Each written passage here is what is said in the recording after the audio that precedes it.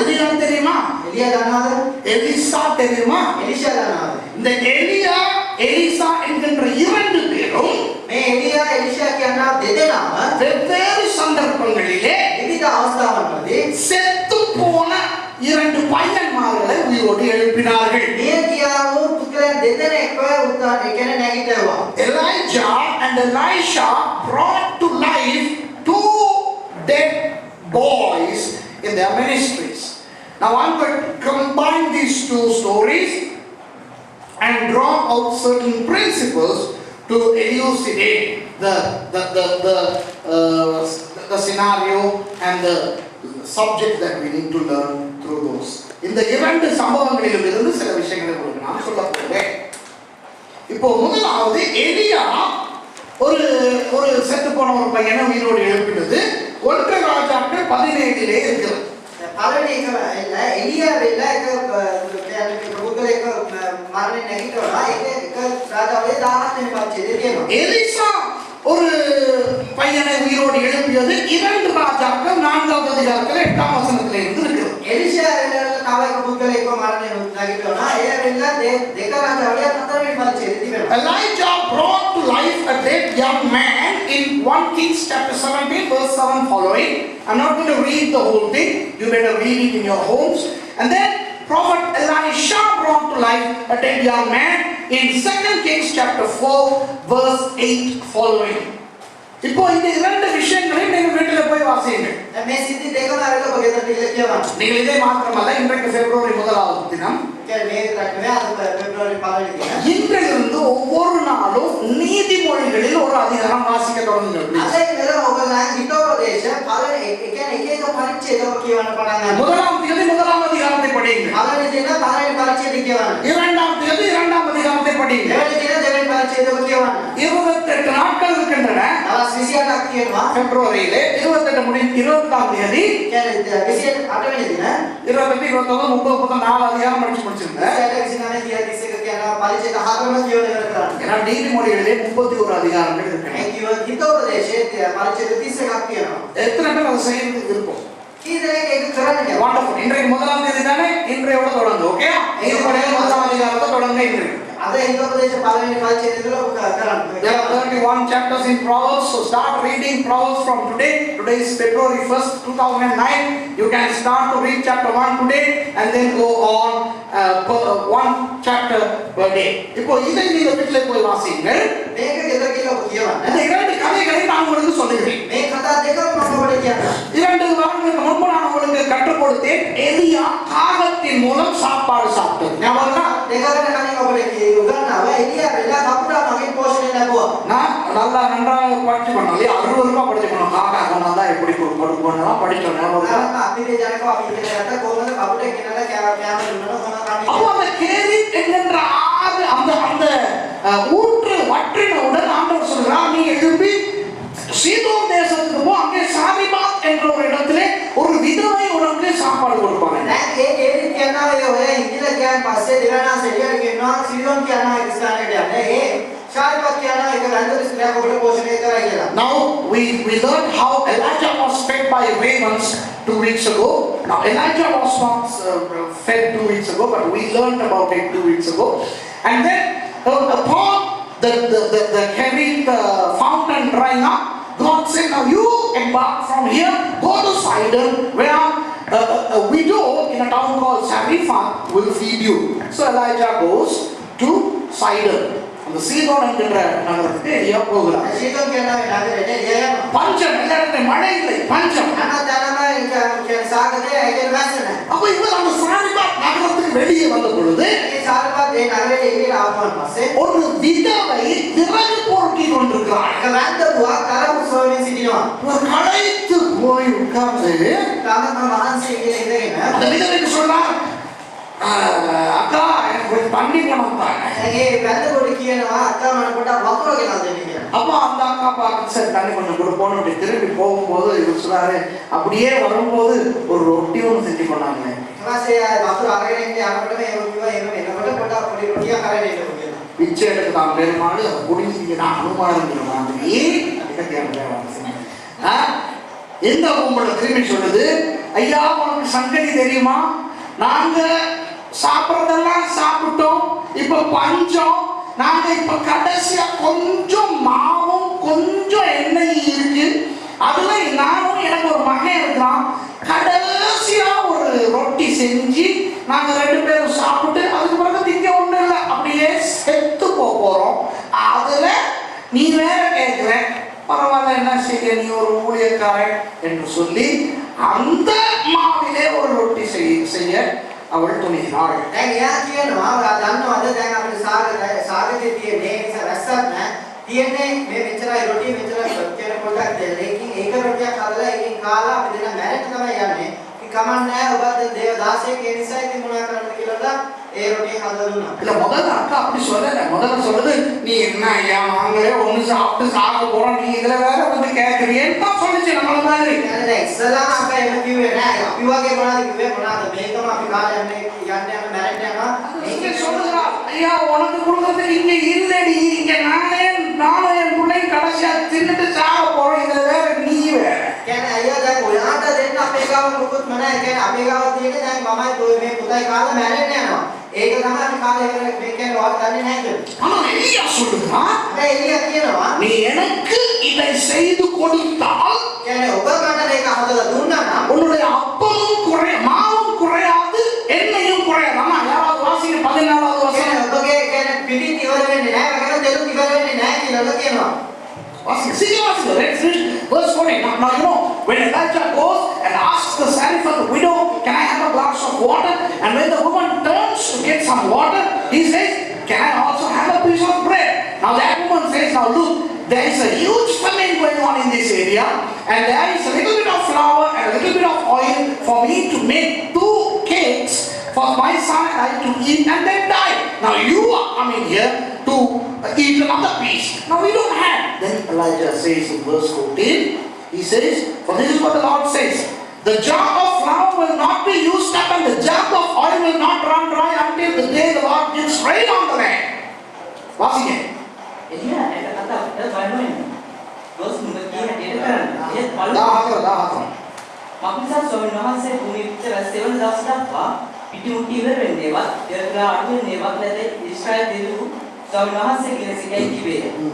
கர்த்தர் தேசத்தின் மேல் மழையை கட்டளையிடும் நாள் மட்டும் பானையின் மாவு செலவழிந்து போவதும் இல்லை, கலசத்தின் எண்ணெய் குறைந்து போவதும் இல்லை என்று இஸ்ரவேலின் தேவனாகிய கர்த்தர் சொல்கிறார் என்றார். இப்போ அதுக்கு முதல் வசனத்திலே அழகான ஒரு விஷயத்தை எலியா சொல்றார். ඊට ප්‍රථම වචනේ එළිය ලස්සන කතාවක් කියනවා. இத பத்தி பாப்போம். சரியா? 12வது வசனத்துல அக்கா என்ன சொல்லுது? දැන් 12 පදේ අක්ක මොනවද කියන්නේ? Now in verse 12, Sister Mrs. Zarephath says, I don't have any bread, only a handful of flour in a jar and a little oil in a jar. I am gathering a few sticks to take home and make a meal for myself and my son that we may eat it and die. 12வது வசனத்தை வாசிக்கலாம். அந்த madam என்ன சொல்லுது பாருங்க. வாசி டக்குனு வாசி. එවිට කතාවට ඔබ දෙවියෝ ස්වාමීන් වහන්සේ ජීවමාන බව සැබෑ වශයෙන්ම මුට්ටියක පිටි මිටකුත් තෙල්තුලා උපිස මාළඟ රොටිත් නැත. ඒවා මාසස් මාගේ පුත්‍රයා විසින් කාලා නැහැ නිසා ඒවා සාදාගන්න දරකෑදයක් අවුලමින් කිව්වා. ඇන්ටි මොනවද කියන්නේ? කාලා නැගින්න පිණිස. කාලා නැරෙන්න යනවා. ඕයි අපිට මෙන්න ඊළඟට ලේන්තියක්වත් බොන්න මොනවත් නැහැ. ඕයි අපි මේක කාලා නැරෙන්න යනවා. ඕයි කියලා කියනවා. වාසි. அதற்கு அவள் பானையில் ஒரு பிடி மாவும் கலையத்தில் கொஞ்சம் எண்ணெயும் அல்லாமல் என்னிடத்தில் ஒரு அடையும் இல்லை என்று உம்முடைய தேவனாகிய கர்த்தருடைய ஜீவனை கொண்டு சொல்லுகிறேன். இதோ நானும் என் குமாரனும் சாப்பிட்டு செத்து போவேன். அது எனக்கும் அவனுக்கும் ஆயத்தப்படுத்துவதற்கு 2 விறகு பருகுகிறேன் என்றார். අම්මා පාගල කියවනේ බුදුන් පාගල මේ දෙයියන්ගේ ඔළුවේ තිබුණා කියන්න නැහැ කියලා කියන්නේ. ඒක තමයි වලේ. சரியா? அம்மா சத்தியமா, அப்பா சத்தியமா, காக்கா சத்தியமா, புள்ள சத்தியமா, ஓ சாமி சத்தியமா, ஏன் சாமி சத்தியமா மாதிரி ஓ சாமி சத்தியமா வேற இல்ல. இத சாப்பிட்டு என்ன செய்யணும்? என்ன ஆச்சு? இத நானே மகனும் சாப்பிட்டு ஊஞ்சலாட போறோமா? මේ කියන්නේ මොනවද කිව්වේ? මම මේ රොටිය මේ කාලේට අපි දෙන්න වචින් පදිනාවද කිව්වේ? என்ன சொல்றா? What did this woman say? We are going to eat it and go on a picnic. என்ன சொல்றாங்க? මොනවද කිව්වේ? நான் என்ன என்ன சொல்றாங்க? என்ன சொல்றாங்க? சாப்பிட்டு சொல்லியா எலியா சொல்றாரு. எலியா சொல்றாரு அடுத்த வசனத்திலே எலியா கீழே இல்ல வச்சனே. சூப்பர் ஆளுங்க எலியா. எலியா அதாம மாசி. This guy is funny. He says, don't be afraid. Go home and do as you have said. ஐயோ ஊழியக்காரர்களாவே இருக்கிறாங்க. வாசி வாசி. එලියා ඇට කතා කොට වනවන්න. ගොස් නුඹ කියන දේ කරන්න. வாசி. அப்பொழுது எலியா அவரை பார்த்து, பயப்படாதே, நீ போய் உன் வார்த்தையின்படி ஆயத்தப்படுத்து. வார்த்தையின்படி சரி சரிதானே? ඒ වචනේ අනුව ඒ කියන්නේ මම කිය විදිහට කරන්නේ. என்ன சொல்லிச்சு அண்டி? දැන් මෙයා මොනවද කිව්වේ? நானும் அவனும் මමයි පුතයි கடைசியா ஒரு ரொட்டி செஞ்சு අන්තිමට එක රොටියක් හදලා தின்னுட்டு சாவ போகணும்னா சொல்லுது. කාලා මැරෙන්න යනවා කියලා තමයි කිව්වේ. ஊழியக்காரர் என்ன சொல்றாரு? ඒ දාසයා මොනවද කියන්නේ? பயப்படாத, බය වෙන්න එපා. நீ போய் அப்படியே செய். ඔයා ගිහලා ඒක කරන්න. மனசுல சொல்லுது තේරෙනවද ඔයාලට? போய் செய், போய் செத்து போ. ඔයා ගිහලා මැරෙන්න ප්‍රශ්න නැහැ. சரி ரொட்டி தின்னு சாவு. ඔයා රොටි කාලා මැරෙන්න. Elijah says, don't be afraid. Go and do what you want to do. Go and eat and die. That's exactly what he says. அவர் என்ன சொல்லுதா? சரி போயிட்டு ரொட்டி தின்னுட்டு செத்து போங்க ரெண்டு பேரும். හරි ඔයා ගිහලා රොටි කාලා මැරෙන්න. பொதுவா ஒரு ஊழியக்காரனா என்ன செய்யணும்? පොදුවේ කියන්නේ දේවදාසෙක්ට මොනවද කරන්න ඕනේ? கலங்கி අසෝකම රාබේලා. நானே அந்த மடையிலே நிற்பேன். මමනේ ඒක බැස්සම නතර කරේ. இப்படி ஒரு කියන්නේ මේ වගේ කතාවක් ඔයාලට. ஒருவேளை சாப்பிட என்ன கஷ்டமா இருக்கு வாங்க ஜெபம் பண்ணும் அப்படி சொல்லியிருக்கேன். කියන්නේ අනේ සිස්ටර් ඔයාලා කොච්චර අමාරුද වේදනාවද කියලා අඬලා ඉවරලා එන්න අපි යාඥා කරනවා. அப்படித்தானே எல்லாம் எதிர்பார்ப்பீங்க. ஏன்னா ඒවනේ හැම එකනා බලාපොරොත්තු වෙන්නේ. அவங்க வந்து தங்களோட வேதனையை பாஸ்டர்கிட்ட சொன்ன உடனே ඒවනේ වේදනාව පාස්ටර් කියපු ගමන பாஸ்டர் அதுதான் පාස්ටර් ඥානගාලා අඬනවා ඉල්ල ඉතනවා. பிரச்சனை தீராட்டியும் ඒ ප්‍රශ්නේ විසඳුනේ නැත්නම් பாஸ்டர் அழுதுட்டார். පාස්ටර් ඇඬුවා. இங்க இவர் சொல்றாரு හැම මෙතන මෙයා කියනවා பயப்படாதீங்க வேலை சொல்லிட்டார். பயப்படாதீங்க බය වෙන්නත් එපා කියලා කියලා. போய் தின்னுட்டு சாவு. ඊටලා කාලම් නැහැ. என்ன எலியா මොනවා කියලියන්නේ. அதுக்கு பிறகு சொல்றது இதை விட பயங்கரமா இருக்கு. ඊට පස්සේ කියන එක ඊට වඩා භයානකයි. But first make a small cake of bread for me from what you have and bring it to me. And then make something for yourself and your son. ஐயோ ඒ බලනකොට ඒ මට කුඩා රොටියක් සාදා පිටතට මා ළඟට ගෙනෙන්නයි කිව්වේ. ஆசிரி ஆனாலும் முதல் அதிலே எனக்கு ஒரு சிறிய அடையை பண்ணி என்னிடத்தில் கொண்டு வா, பின்பு உனக்கும் உன் குமாரனுக்கும் பண்ணலாம். இது மனுஷனா මේක இல்லையா? அப்படிதான் நினைக்குது இல்லையா? එහෙමනේ හිතෙන්නේ. Does he have any consideration on grounds of humanity? This fellow says, okay, don't be afraid, go and do, but can I have a little bread before you eat, please? நீ போய் தின்னுட்டு சாவு. ஆனா அந்த திங்கிறதுல புள்ளிக்கு உனக்கும் சேர்த்துக்கும் போது எனக்கு வந்து செஞ்சு கொண்டு வந்து கொடுத்துட்டு நீ சாவு. කියන්නේ ඔයා කියලා රොටි කාලා මැරෙන්න එක කිසි ප්‍රශ්නයක් නැහැ. හැබැයි ඔයා පුතයි කාලා මැරෙන්න කලින් මට රොටියක් හදලා ගෙනලා දීලා කියලා කාලා ගන්න. இதுதான் ஆண்டவர் சொல்றார். මේක තමයි දෙවනාසි කියන්නේ. உனக்கு சீனியில நான் பேட்டி குடிக்க අපිට සීනි නැත්නම් බ්‍රේක් கொண்டு அந்த கற்பனை பாஸ்டருக்கு சீனி குடிச்சிட்டு நீ நாக்கு. අර මනස කරුට තාක්ෂණය ඇවිල්ලා ඔබ සීනි දීලා ඊට පස්සේ ඔයා කියලා දේව ගන්න. என்ன ஆண்டவரே. මොනවා වගේ දෙවනාසි. உங்களுக்கு விளங்குதா? ඔබ දේව You understand the irony here? விளங்குது? ஆண்டவர் எங்களுடைய ஆண்டவர் இப்படிதான். අපේ දෙවනාසි මේ වගේ තමයි. எங்களுடைய ஆண்டவர் சும்மா பீச்சான ஆண்டவர். අපේ දෙවනාසි වෙන්න නිකන් පීචන් දෙවනාසි. நீ முதல்ல குடு, ඔයා ඉස්සලා දෙන්න அப்புறம் நான் பார்க்கிறேன். ඊට පස්සේ මම බලන්න. குடு குடு இல்ல, அடிக்கிற குடு இல்ல, இது குடு தா. ඉස්සලා දෙන්න. சரியா? நீ குடு, உனக்கிட்ட இல்லையா அப்புறம் கடைசியா இருக்கிறதையும் குடு. කියන ඔබ ගාම නැද්ද? අර අන්තිමට තියෙන එකක් දෙන්න. கஞ்சி கொஞ்சம் மாவு கொஞ்சம் எண்ணெய் 2 பேர் அம்மா புள்ள சாப்பிட்டு சாப்பிடுறோம். அதான் ඒ කියන්නේ පොඩ්ඩක් පිටි පොඩ්ඩක් තේ ඒ කියන්නේ මමයි පුතයි කාලා මැරෙන්න යනවා ඒකද? ஊழியர்கள் சொல்றான். அதுதான் ආ ඒක තමයි. நாங்க சாப்பிட்டு கொஞ்சம் தரோம். முதல்ல எனக்கு கொடுத்து අපි ටික පොඩ්ඩක් කාලා දෙන්නද නැහැ. ඉස්සලා ඔබ කන්න කලින් අපිට දෙන්න. நாங்க சாப்பிட்டு சாப்பிடுறோம். අපි කාලා මැරෙන්න යනවා. சாப்பிடாதீங்க சாப்பிடுங்க. කාලා වයරට එපා ඔබලා මැරෙන්න. ஆனா எனக்கு கொடு. හැබැයි මට පොඩ්ඩක් දෙන්න. ஐயோ விளங்குது உங்களுக்கு நிலைமை? මේ ඔබට තේරුණාද මේක? இப்படிதானே இந்த மவுண்ட் காவல்காரனுடைய அனௌன்ஸ்மெண்ட் இருக்கு. ඒ වගේ තමයි මවුල් කමර කට්ටියගේ ඇනවුස්මන්ට් ඔක්කොම තියෙන්නේ. ஆண்டு விழா நடக்கிறது, வராட்டி சேர்ச்ச விட்டு தள்ளு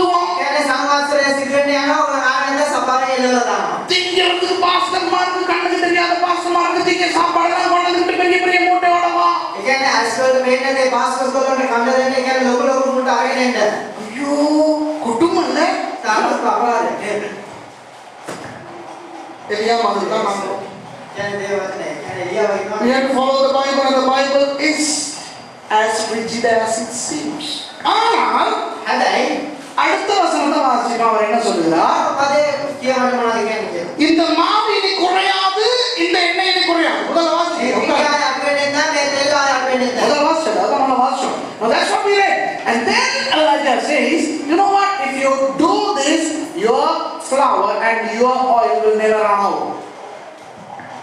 இப்போ உங்ககிட்ட ஒரு கேள்வி கேட்கிறேன். දැන් ඕගොල්ලන් එක ප්‍රශ්නයක් අහන්න. நீங்கள் அந்த சாரிபாத் விதவையா இருந்தா என்ன செஞ்சிருப்பீங்க? ඔබ ඒ සාරපගේ වැන්දකෝ නම් කොහොමද කරලා දෙන්නේ? நான் என்ன செஞ்சிருப்பேன் தெரியுமா? මම නම් මොනවද කරලා දෙන්නේ? நான் எலியாவுக்கு சொல்லியிருப்பேன், අනිත් එළියට කියනවා. முதல்ல மாவையும் எண்ணெயும் கூட செய்யும் தாய். ඉස්සලා ඔයාලා පිටි තෙල් වැඩි කරන්න ඊට පස්සේ මම දෙන්න. கட்டி வச்சு அடிச்சா என்ன, அடிச்சு கட்டினா என்ன? ඒ කියන්නේ බඳලා තියලා ගෑවත් මොකද ගන්න කලින් බඳන්න ඕනේ. இருக்கிறது கொஞ்சோண்டு மாவு, තියෙන්නේ පොඩ්ඩයි පිටි. கொஞ்சோண்டு எண்ணெய். කියන්නේ පොඩ්ඩයි තෙල්. இதுல முதல்ல உங்களுக்கு ஒரு ரொட்டி கொடுக்கணும், කියන්නේ මේක ඉස්සලා ආනේ රොටියක් දෙන්න ඕනේ. அப்புறம் நானும் என் மகனும் ரொட்டி தின்னுட்டு நாங்க சாவணும், நீங்க போய்கிட்டே இருப்பீங்க. ඒ කියන්නේ ඊට පස්සේ අපි දෙන්න රොටිය තමයි පුතයි රොටිය හදලා කාලා අපි මැරේ. ඒ කියන්නේ ඔයා යයි. ஆனா நீங்க சொல்றீங்க හැබැයි ඔයා කියනවා இப்படி நம்ம 3 பேரும் சாப்பிட்ட பிறகு අපි තුන් දෙනාම කාලේ වුණායි පස්සේ மாவு குறையாமா, පිටි අඩු වෙන්නේ නැද්ද? எண்ணெயும் குறையாமா, තෙල් අඩු වෙන්නේ නැද්ද? இனி மழை வார வரைக்கும். ආයෙ වැස්ස එනවා. சரியா? හරිද? அப்ப எப்படியுமே කොහොමද? மாவு எண்ணெயும் கூட தானே போகுது. මේ කොහොමද වැඩි වෙන්නේ යන්නේ පිටි? சாப்பிட்ட பிறகு கூடுறதை விட இப்பவே கூட பண்ணுங்களேன். ඒ කියන්නේ දැන් කන්න කියන්නේ කෑවට පස්සේ වැඩි වෙන එකට ප්‍රශ්නයක් නැහැ. ඉතින් ඒක කලින්ම වැඩි වෙනවා මොකද? நாங்க மனசு உடைஞ்சிருக்கிறோம்ல, අපි හිත කැඩිලා ඉන්නේ. சாக போறோம்ல, මැරෙන්නනේ යන්නේ. ஆட்ட உள்ளத பாக்குறாங்க. වෙනස් හදවත බලනවනේ. முதல்ல கூட்டுங்க, ඉස්සලා දෙන්න நாம கூட்டுக்குறோம். අපි හොඳට දෙන්න. என்ன பிரச்சனை அப்படின்னு நான் சொல்லிக்கிறேன். කියන්නේ මොකද්ද ප්‍රශ්නේ කියලා නම් මම කියලා දෙන්න. அதனாலதான் நான் இங்க இருக்கிறேன். அந்த ඒ பொம்பளை නිසා තමයි අද මම මේ ඉන්නේ ඒ කාන්තාවේදා ඒකේ. அந்த பொம்பளை அப்படி செய்யல. ඒ කාන්තාවේ කරේ எலியாவுக்கு அடையை செய்து கொடுத்தாள். එයා එළියට එක කාමරයකට ඇස්ති කරලා දුන්නා. රොටියක් හදලා දුන්නා. ரொட்டி காலையிலே ரொட்டி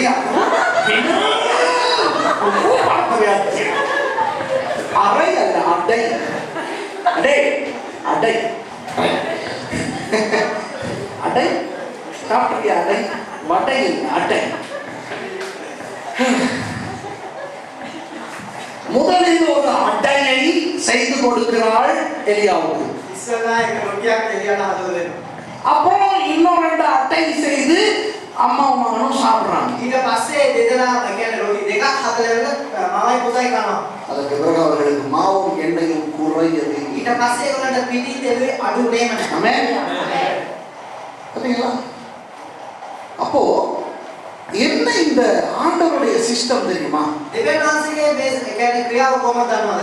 இல்லாததிலே இருந்து கொடுத்தா ஆண்டவர் நமக்கு கொடுப்பார். කියන්නේ නැති දෙයින් අද උන්වහන්සේ දුන්නා කියන්නේ දෙනවා නම් ඒ කියන්නේ දෙවියන් වහන්සේ අපිට දෙනවා. இப்போ அந்த சாரிபாத் விதவிட நிலைமை இங்க யாருக்காவது இருக்கா? දැන් මේ සාරපත්තියේ මේ වැඳපු කාන්තාවගේ තත්ත්වයක් මේ කාටද කියනවද? பாஸ்டர் சேர்ந்து சாப்பாடு கொடுப்பாங்க தானே. පාස්ටර් මේ චර්ච් එකේ කෑම දෙනවා නේද? நானும் என் பிள்ளையும் இன்னைக்கு சாப்பிட்டு ஒழுங்கா பார்த்தாங்க, தாழ போற பார்த்தேன். அப்படி யாராவது வந்திருக்கீங்களா? கை வைப்போம். පාස්ටර් අද සභාවේ කෑම දෙනවානේ පාස්ටර්. ඒ කියන්නේ පාස්ටර් කියන්නේ අද මමයි මගේ දරුවයි මේක කාලා කෑම ගමන ඊට පස්සේ ඉතින් මැරෙන්න තමයි යන්නේ කියලා කියන කවුරු හරි ඉන්නවද? யாராவது உண்டா? කවුරු හරි ඉන්නවද? இல்லை. නෑ. அவளே ஊழியக்காரனுக்கு முதல்ல கொடுத்துட்டா அவ திங்கிறா. එයාම ඉස්සලා දේවදාසයට දීලා තමයි කන්නේ. நம்மளுக்கு கூட்டு நிலத்துக்கு கதை வச்சுப்போம் சொல்றோம். අපි මෙච්චරත් එකට කතාවක් තියාගෙන ඉන්නවා කියන්නේ. கொடுக்க ஆசை பாஸ்டர். දෙන්න කැමති වා. இந்த அவ்வளவு பேரையும் சேர்த்து போட்டா அளவு தூக்கிட்டு வரான். කියන්නේ පාස්ටර් මේ බෑග් ඔක්කොම එකට දාලා දෙන්න ප්‍රමාණය දෙන්න තරම් මට ආසාවක් තියෙනවා. எனக்கு மட்டும் பிடிச்சா මට විතරක් පුළුවන් නම් ஒரு பாஸ்டர் இல்ல பாஸ்டர். මම එක පාස්ටර් කෙනෙකුට නෙවෙයි පාස්ටර්. ஒரு குடும்பத்துக்கே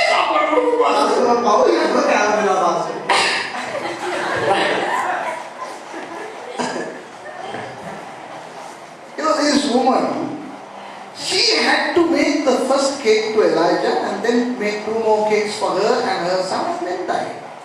Now Elijah says, now if you give me that first, your flour and your oil will never run out. Now this woman didn't say, let the flour and oil grow, increase, and then I will make. She obeyed to the prophet. அவருடைய தீர்க்கதரிசிக்கு கீழ்ப்படிந்தார். ඒ අනාගත වස්තුවරනේ කාන්තාව කී කරනවා. ஆசீர்வதிக்கப்பட்டார். ආශිර්වාදය ලැබුවා. புரியுதா? තේරුණාද? இப்போ அந்த அடுத்த பக்கத்துக்கு போவோம். දැන් අපි ඊළඟ පැත්තට යමු.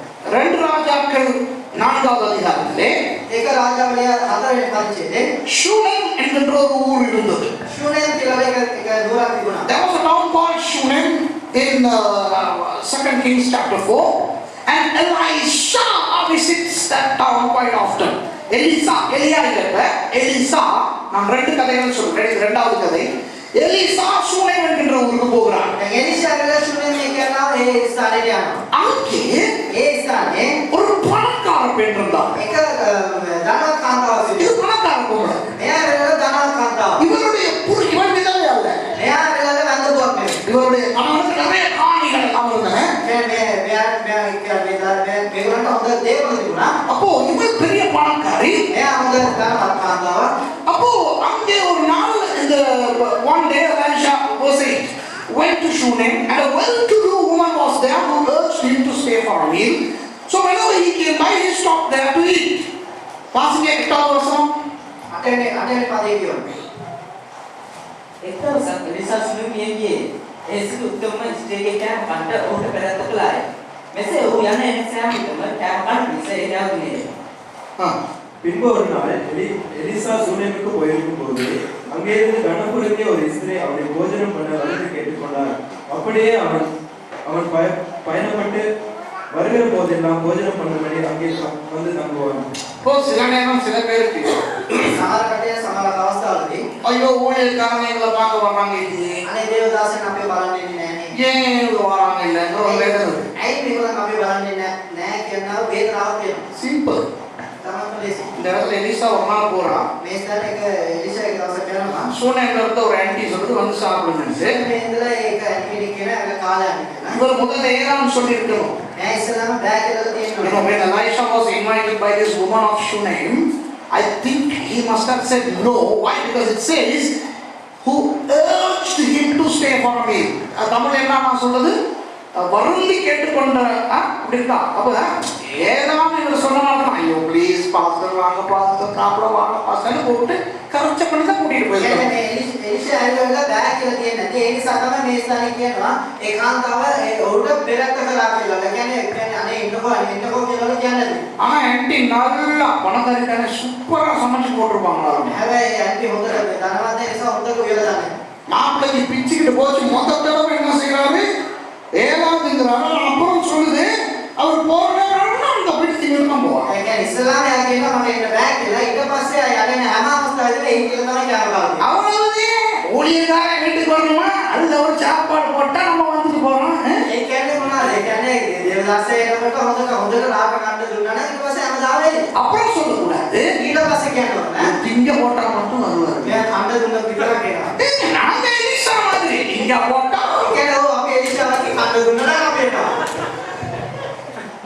உங்க ஊழியக்காரன் எலிசா மாதிரி இருக்கிறது கூடாதா? ඔයාලගේ දේවදාසයනේ එලිෂා වගේ ඉන්නව කැමති නැද්ද? எத்தனை பேர் விருப்பம் உங்களுடைய ஊழியக்காரர்கள் எல்லாம் எலிசாவை போல இருக்க வேண்டும் என்று? කැමතිද ඔයාලගේ දේවදාසයලා ඇවිල්ලා එලිෂා වගේ ඉන්නවා? திங்க கொடுங்கவா, කන්න දෙන්න එනවා. எனக்கு நான் எலியா. කියන්නේ දේවදූතයා එලියා වගේ. நான் வந்து பெரிய கோழி கறி அதெல்லாம் கிடையாது, வெறும் சம்பளம் கருவாடு கொடுத்தாலே මම ඇවිල්ලා නිකන් මේක උගල් මාසාරපස් නෙවෙයි මම නිකන් සම්බුලේ බද්දි කරවලයි. சூரியன் மக்கா என்ன செஞ்சிச்சு, ඒ සුළුදී අත්ත උනාද කරේ ஒரு நாள் சாப்பாடு கொடுத்து ඒ දවසක් යාම දුන්නා மாப்பிள்ளை தொடர்ந்து போறாரு. හැමදාම මෙයා යනවා. ஆனால் හැබැයි ஊழியக்காரன் தொடர்ந்து வாரான் என்று முறுமுறுக்கவில்லை. හැබැයි දේවදාසයා හැමදාම එනවා කියලාද කෙරෙන්නේ නැහැ. Elisha now goes, every time he goes that way, he stops there for lunch or dinner. So she said to her husband in verse 9, I know that this man who often comes the way is a holy man of God. Let's make a small room on the roof and put in it a bed and a table and a chair and a lamp for him. Then he can stay there whenever he comes to us. Because சொல்றாங்க புருஷன்கிட்ட, දැන් මෙයා කියලා මෙයාගේ ස්වාමි පුරුෂයාට என்னங்க இந்த அடிக்கடி வந்து தின்னுட்டு போறாரு பாஸ்டர், நல்ல பாஸ்டர். நமக்கு தான் வசதியெல்லாம் இருக்கு. மேல ஒரு அப்ஸ்டேரம் நினைச்சு ரூம் ஒன்று செஞ்சு ஒரு கட்டில் போட்டு சின்ன மேசை நாங்கள் போட்டு ஒரு லாம்பெல்லாம் வச்சுட்டோம்னா அந்த மனுஷன் வந்து தங்கிட்டு போறதுக்கு நல்லா இருக்கும். பாத்தீங்களா, சாரிபாத் விதவை ஒன்றுமில்லாமல் இருந்தாள். அவன் ஊழியக்காரனுக்கு கொடுத்தாள். இந்த சூனேம் ஸ்திரீ பெரிய கோடீஸ்வரியாக இருந்தாள். அவள் அறையை கட்டி கொடுக்கிறாள். அங்கே அடை, இங்கே அறை. அங்கே இல்லாதவளும் ஊழியக்காரனுக்கு கொடுக்கிறாள், உள்ளவளும் ஊழியக்காரனுக்கு கொடுக்கிறாள். The Sharifat woman, the widow, didn't have anything. They were about to die, and then she gives first to the man of God. And here the Shunammite was a well-to-do woman, and she gives to God. The proportions differ, but the attitude is same. கொடுக்கின்ற எண்ணிக்கை வித்தியாசம், ஆனால் எண்ணம் ஒன்று. ஆண்டவர் சொல்லுகிறார், அவன் அவன் தன் திராணிக்கு தக்கதாக கொடுத்தால் போதும்.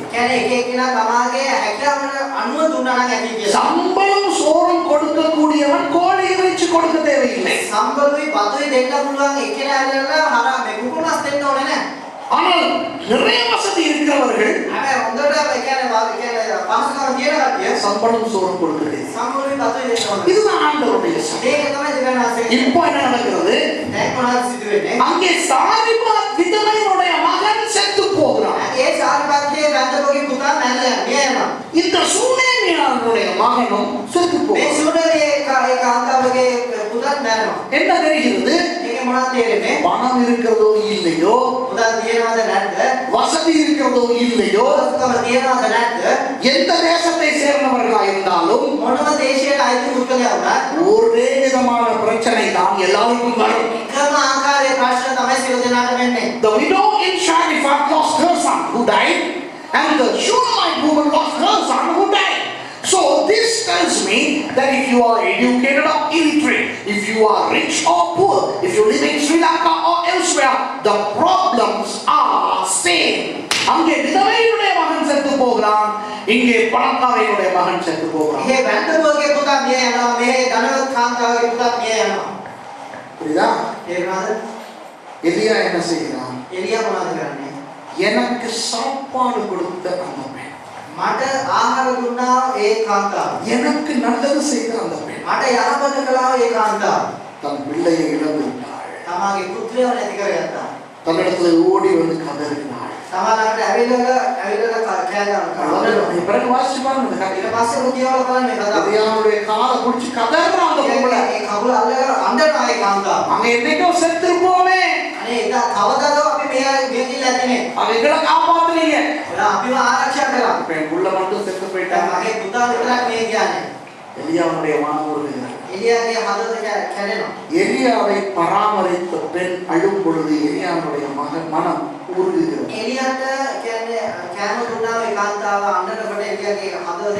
நீங்கள் ஆண்டவருக்கு கொடுக்கிறவராயிருந்தால், உங்களுக்கு பிரச்சனை வரும் பொழுது ஆண்டவருடைய மனம் உருகும். The widow upon the death of her son comes and clings on to Elijah's feet, and she yells, she laments, and she says, "Oh, my son died." So this man Elijah, out of compassion, brings that boy back to life. அந்த மனம் உருகினபடினால் அவன் சாரிபாத் விதவையுடைய மகனை உயிர்.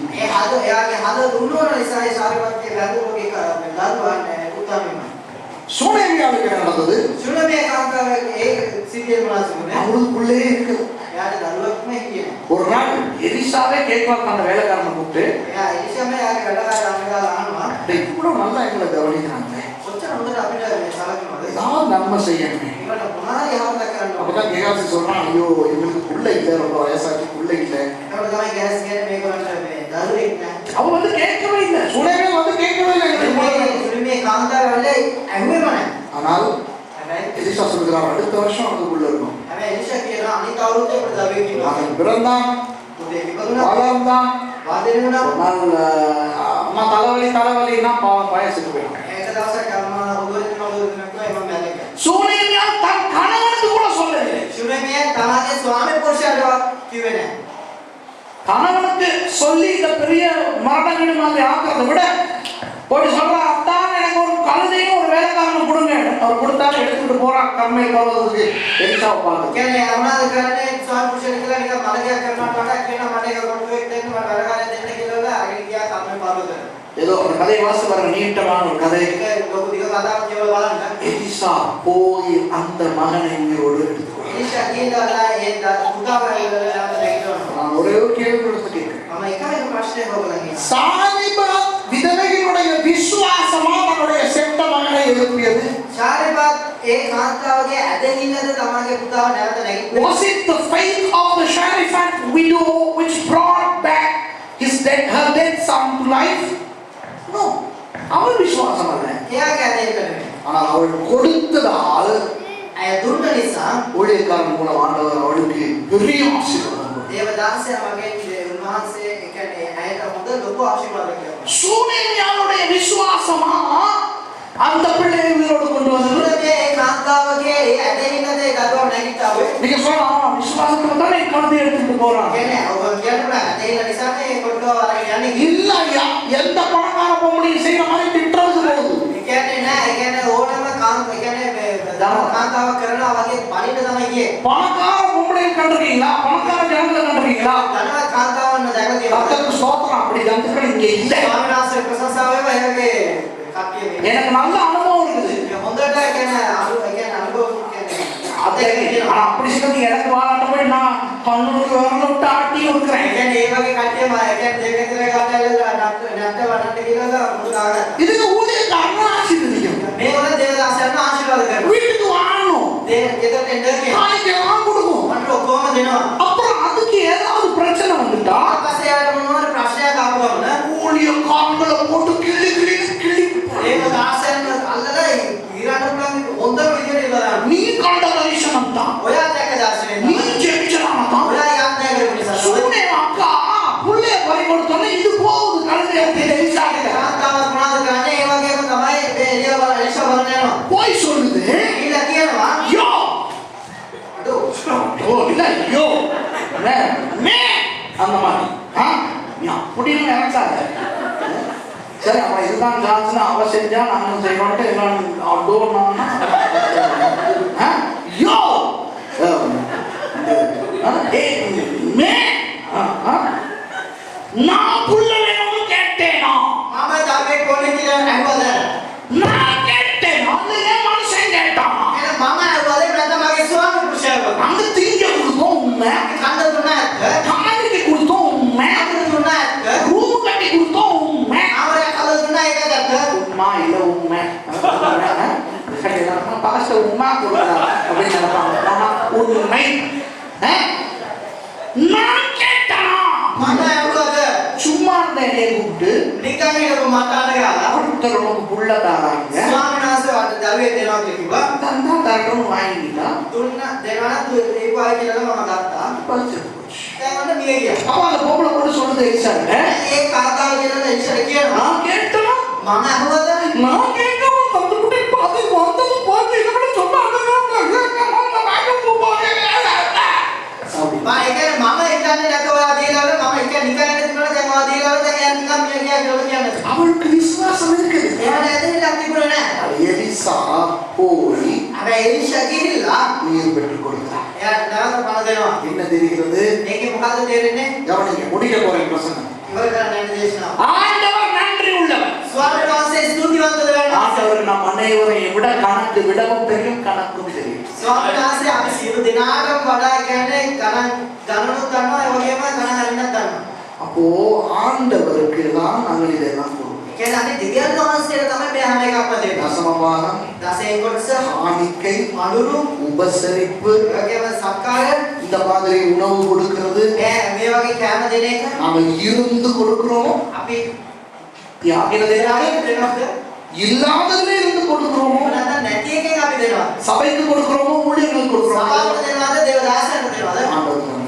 අපි දෙවියන් වහන්සේට තමයි දෙන්නේ. ஆண்டவர் நிச்சயம் நம்மை ஆசீர்வதிப்பார். දෙවියන් වහන්සේ අනිවාර්යයෙන්ම අපිට ආශිර්වාද කරනවා. நமக்கு விசுவாசம் இல்லாவிட்டாலும் ஆசீர்வதிப்பார். அதான் சொல்றேன். ඇදහිලා නැතත් උන්වහන්සේ අපිට ආශිර්වාද කරනවා. அதனால இன்னைக்கு விசுவாசம் வேணாம்னு நான் ඒ சொல்றேன். නිසා මම කියන්නේ නෑ මේ ආය ඇදහිලා ඕනේ නැහැ කියලා. விசுவாசம் இல்லாவிட்டாலும் ஆண்டவருக்கு உதவி දෙවියන් වහන්සේ ඇදහිලා නැතත් අපිට ආශිර්වාද කරනවා. You know, the woman in Sharifat and the woman in Shunem, you know, they did not have faith. The Shunammite actually, you know, she went to Elijah and said, look, I didn't even ask for a child. You yourself volitioned to give me a child, and now the child came and the child died. Why is this? And then this man of God goes and brings that dead child back to life. So, our God is a God of gratitude. When we pay our tithes, when we give our offerings, when we feed the men of God, when we give offerings like this, you know what? God keeps an account. And even if we don't have faith, God will reward us for what we give Him. ஆண்டவர் நாங்கள் என்ன கொடுக்கிறோமோ අපි ස්වාමීන් වහන්සේ මොනවද දෙන්නේ?